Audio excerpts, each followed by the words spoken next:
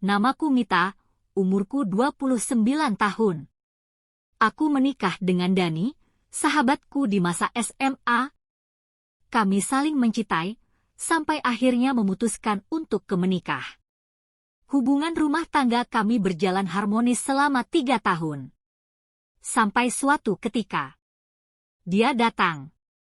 Dia Gladys, adik kandungku. Datang bagai ular berbisa yang memangsaku dari belakang. Aku telah memberikan kepercayaan penuh padanya untuk ikut tinggal bersama di rumahku, tetapi dengan tidak tahu malunya, dia mengkhianatiku. Memangnya tidak ada pria lain selain suamiku? Dani pun sama, dia juga tidak tahu malu. Bagaimana bisa dia mengkhianatiku dengan adikku sendiri? Aku memang menampung Gladys untuk sementara waktu saat dia sedang mencari pekerjaan, karena jarak rumah orang tua kami dari kota lumayan jauh, sedangkan rumahku ada di pusat kota.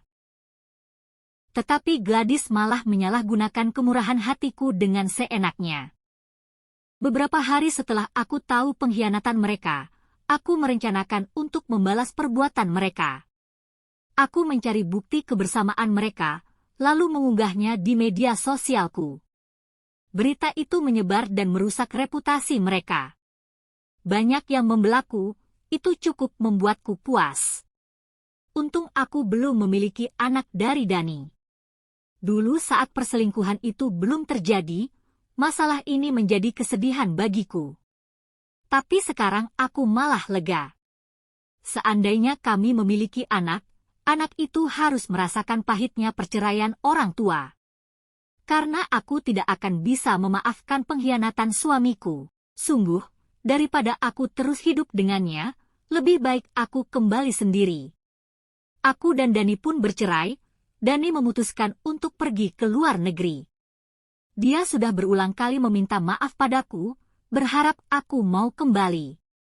Tapi aku tidak bisa. Dani pun menyerah dan pergi.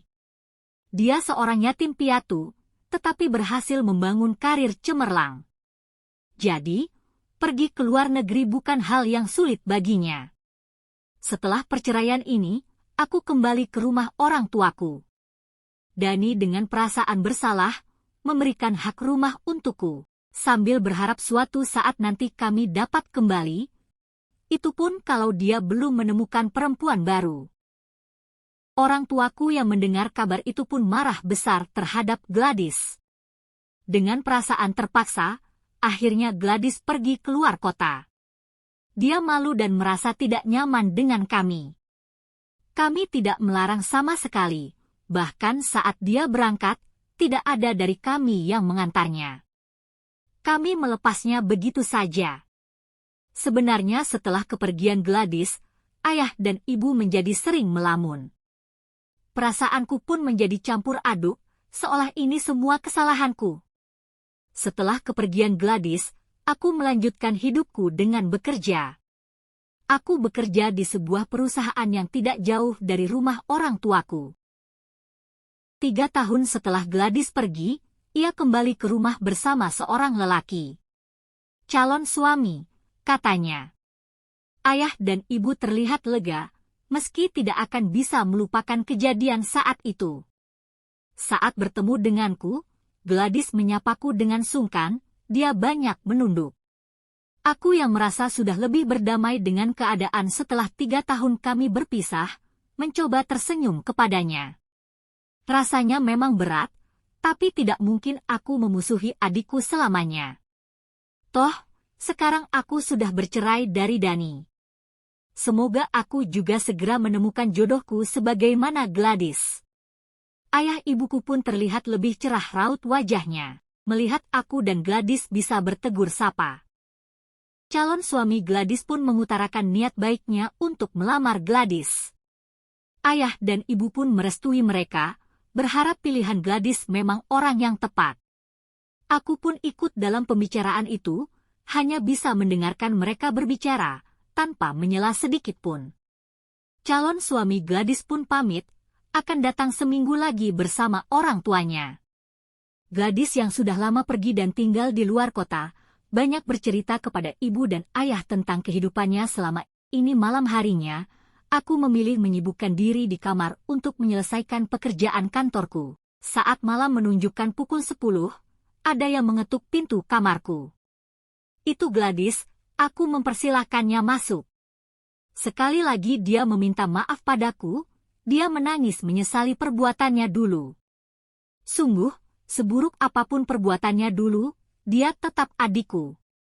Aku pun tak kuasa ikut menangis, kami pun berpelukan. Gladys memohon doa restu untuk hubungannya dengan sang calon suami. Aku mengangguk, aku memberi restu dan doa, semoga mereka bahagia. Sudah kubuang jauh-jauh perasaan benciku terhadap Gladys, bagaimanapun kebencian itu tidak hanya akan menghancurkanku, tetapi juga orang tuaku.